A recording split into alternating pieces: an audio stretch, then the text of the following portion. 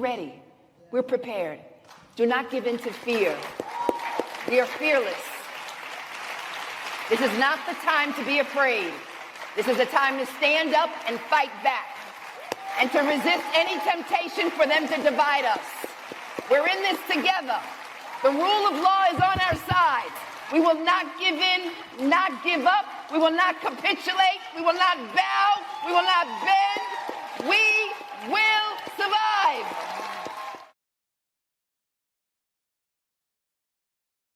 Politically, yesterday, everybody, and I think everybody's still talking about Zohran Mamdani's victory over Cuomo, because really that was it. And what does it mean? And I'm seeing a lot of scaredy cats. A lot of people were scared. And I realized yesterday, because I usually have my finger on the pulse, I didn't think he was going to do this. I thought, I didn't know. I usually know these things. I usually know. And so I was like, have I crossed over to a place where I'm out of touch, a little bit out of touch? Because I was What do you mean you didn't think he was going to do this? I didn't think he was going to win because You didn't think he was going to win? I did not think he was going to win. I didn't. New York is tricky. They gave us Eric Adams. And then the rankings. The rank voting, but I didn't realize how deep the strategy was around making sure that people knew not to put Cuomo anywhere on any ballot, which was the key to not rank him 5, rank him not at all. Yes. And I said, brilliant. And I think that was the deciding factor. Also, the turnout among young people. You can't really depend on young people because they talk a lot. But here's what I think he did that was outstanding. Number one, two things. One thing I think worked in his favor. First of all, it was hot. So people was outside anyway. Okay. So I feel like the heat, unless you have air, and let's be very honest, we're talking about New York City, air is a maybe. You may not have air. Power is a maybe. Power is out in Jersey. So let me just say, Jersey had a little power outage. I was like, what y'all doing? See, that's what I'm saying. So I'm like, people were likely outside. The young folks were definitely outside because, that's what the young folks do. So I feel like the heat worked to get people like, well, I'm out anyway. Let me go on. And then the social media campaign was insane. Between the don't rank Cuomo and the number of just very down to earth, accessible videos that he made as a candidate. Like, I was just like, I don't know. I think he has it. I'm nowhere near New York City. And I was like, oh, he's going to win, period. Like, I didn't see anything Cuomo. In fact, everything I saw that was Cuomo was him anti-him Cuomo together. Okay. So, well, in New York, it was anti-him. He's a Muslim. He's radical. He's a radical socialist.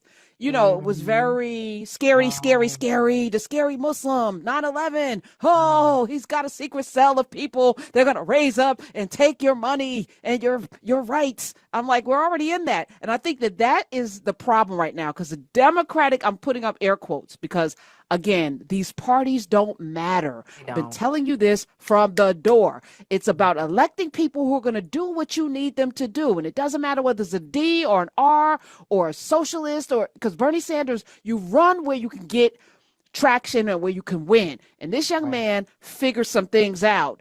33 years old. I'm super impressed, but I'm even more impressed by who's now very nervous. There was one donor because I read a list and I posted a list of all of the people that immediately got behind Cuomo, even before he announced. And now they're even intimating that he might run as an independent. That would be a mistake. No, he said that he wasn't. He said that he was withdrawing completely and he was not going to run. So if he does, I would be like, okay, well now you backpedaling again. Don't be surprised if you see his ass on the ballot in November. But I think I hope they do that because then he and Eric Adams will definitely split the vote, and this young man will win. There's also this notion that black people, like, he doesn't have the black vote on lock, and then I'm like, again, this is a time, Amber, and everyone listening, where we talk about not being a monolith. Mm-hmm.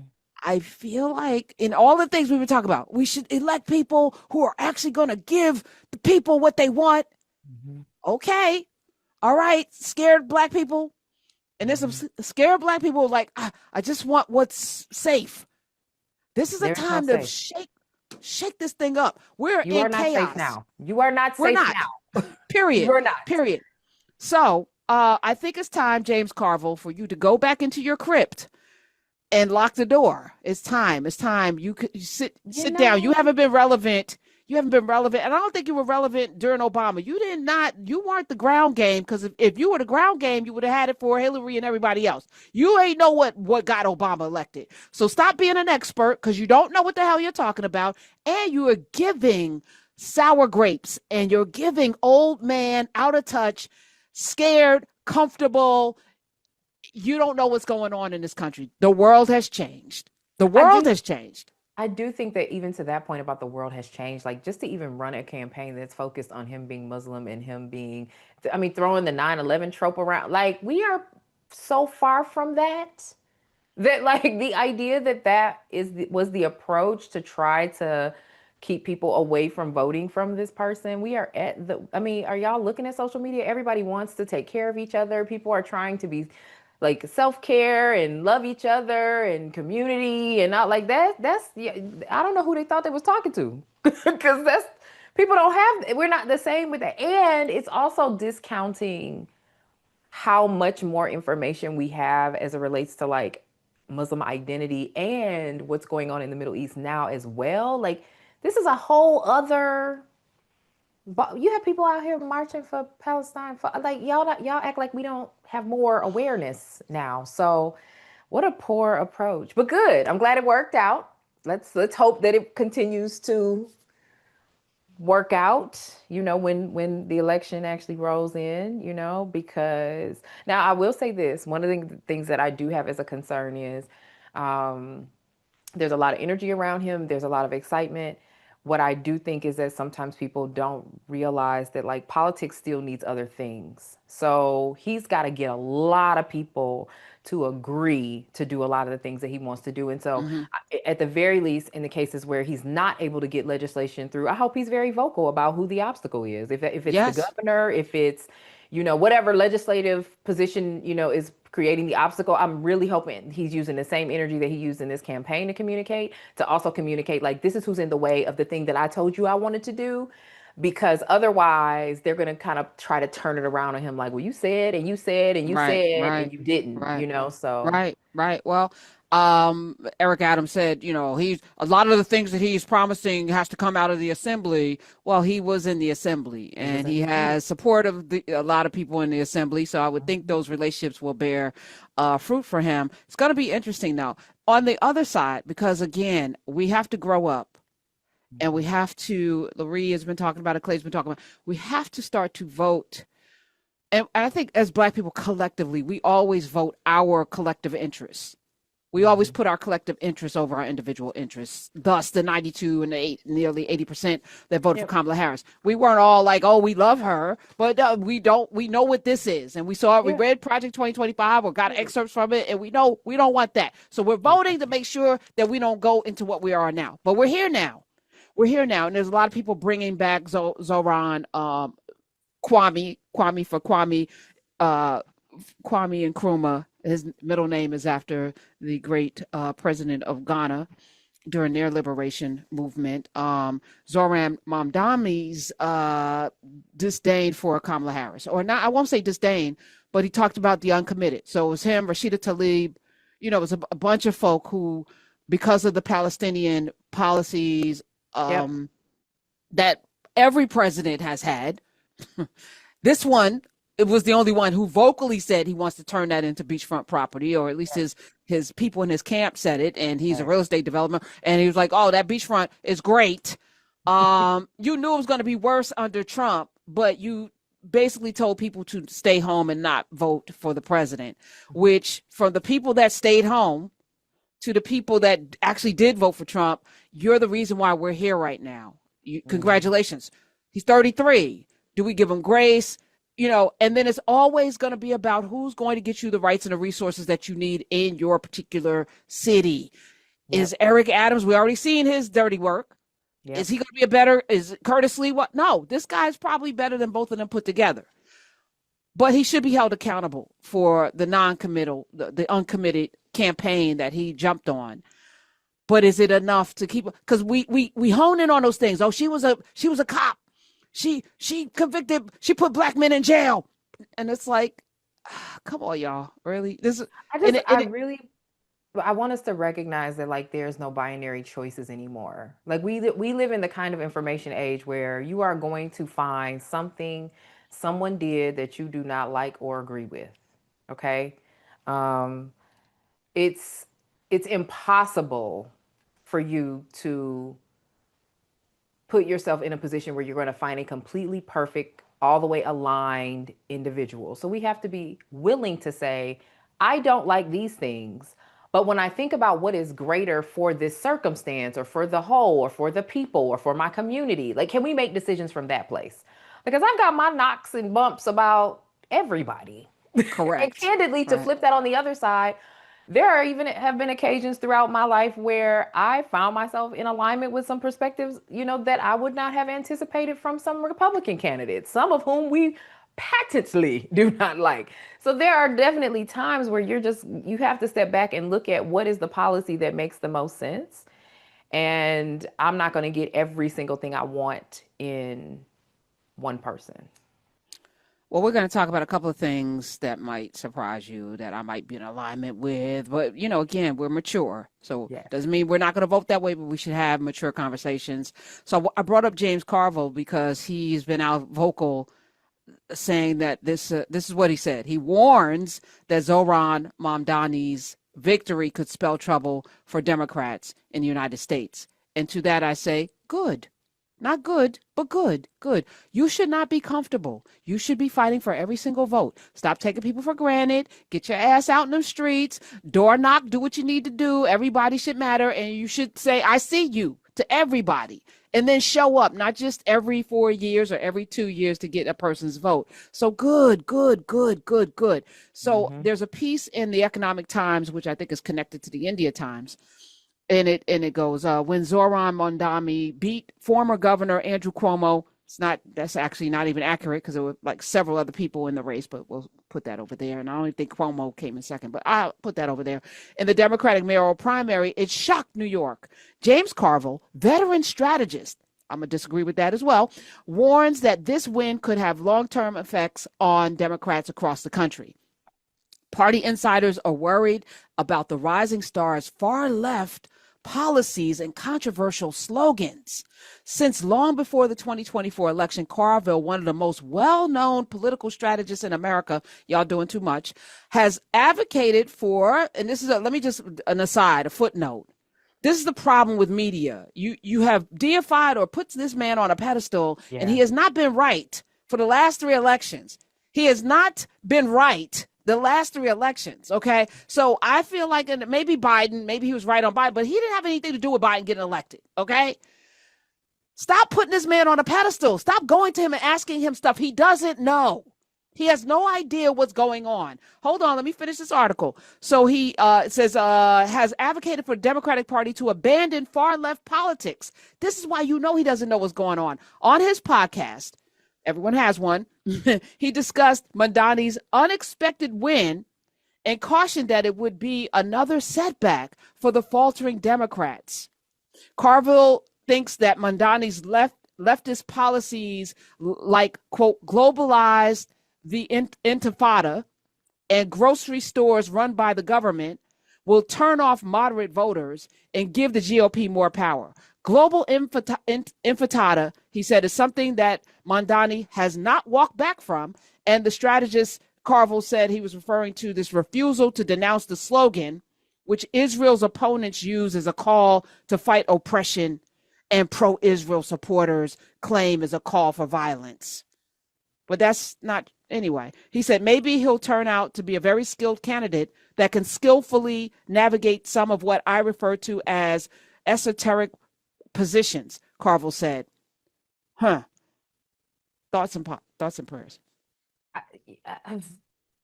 I'm going to be very cautious about my framing here, but I'm going to say what I think needs to be said.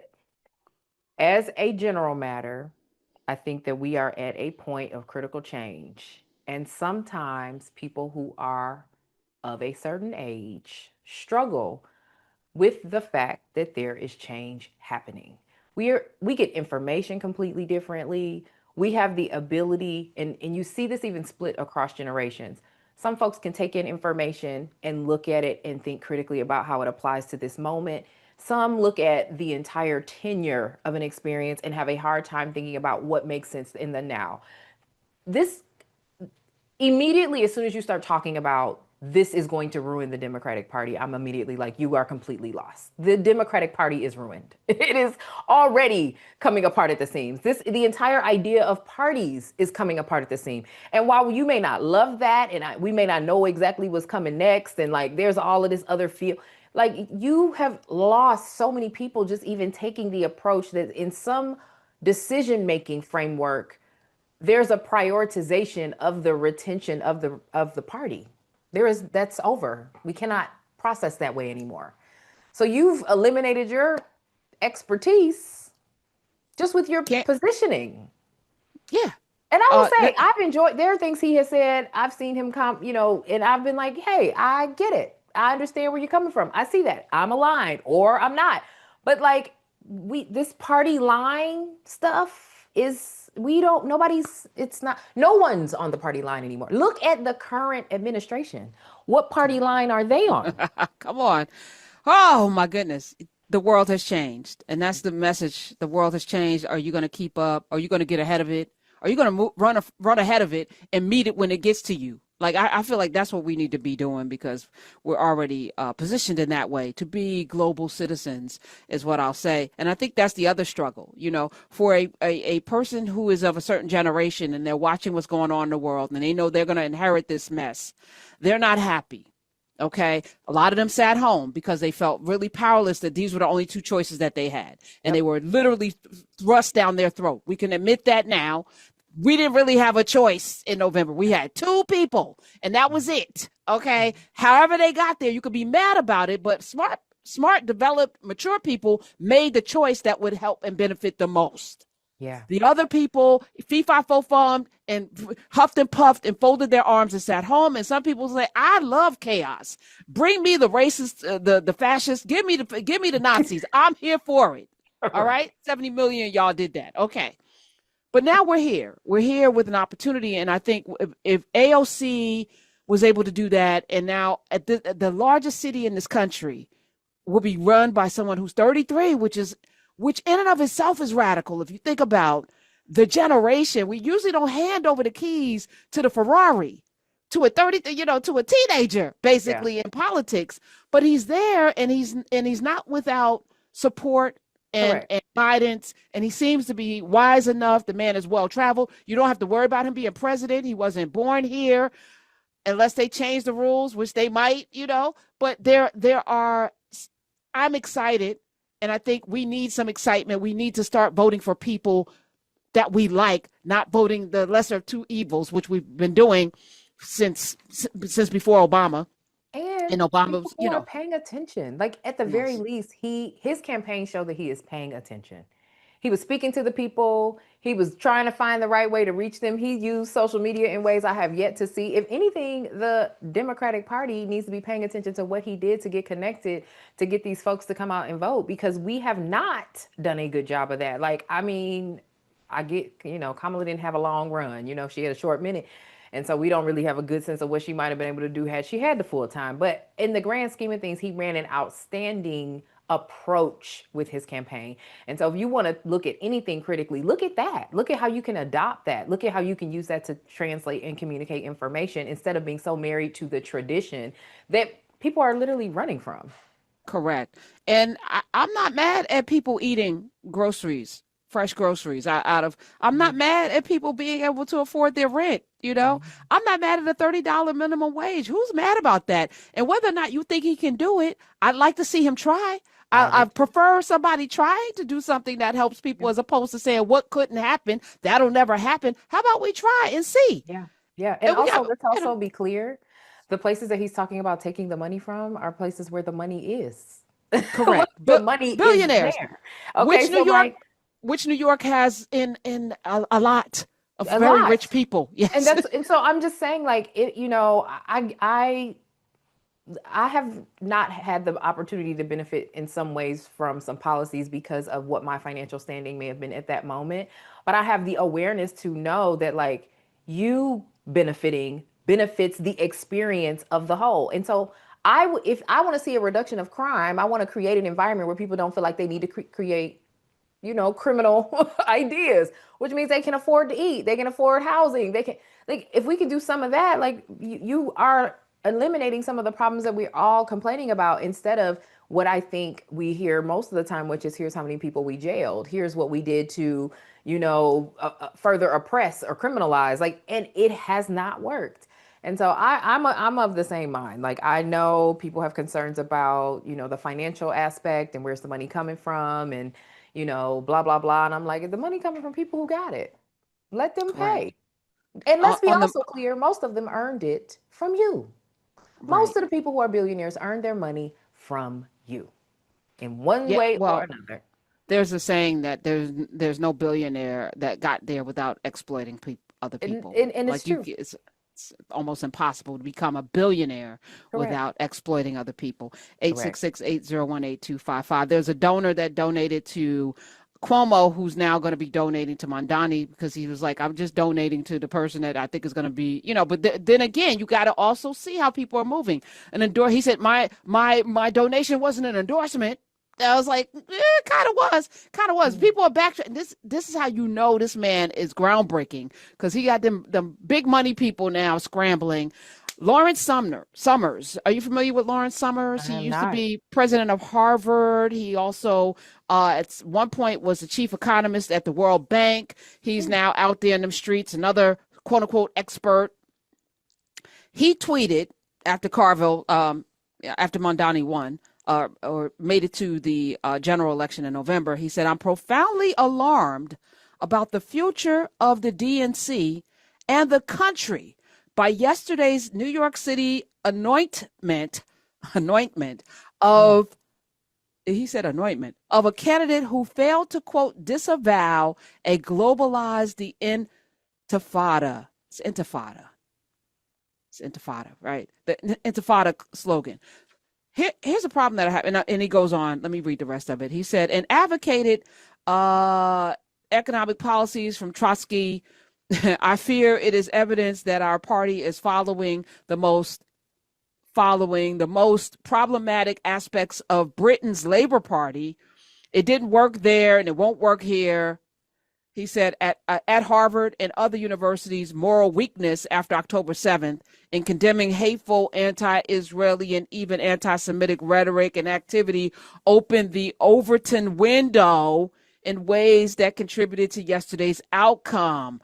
I hope, I'm going to finish reading this, but I have so many thoughts. I hope candidate Zohran Mamdani, who showed great ability to learn and adapt during his campaign, will continue to evolve in ways that provide much needed reassurance to people committed to a free from prejudice market economy as an American ideal. An important task for Mamdani now is to provide reassurance that his moral energy and formidable political skills can be productively directed for the city of New York at this difficult moment. Let me breathe through this. And let me be very clear. Mamdani, Rashida Tlaib, Rula Jabril, me, anybody with a shred of humanity watching what is going on right now in the Gaza Strip, it's an abomination. History will probably view it the same way we are viewing a lot of the Armenian genocide. It looks like what it is, all right, with even people being starved to death at this point, not getting resources. If you think that is okay, 866-801-8255. We can talk about October 7th. That was not okay. Correct. Two things can be true. Grown people can have a conversation that two wrongs don't make a right, is what we teach our children. And at the end of the day, a person standing on business that what we're witnessing right now, which is fixable, which can change, is you're talking about people who are absolutely powerless versus people who got a lot of power.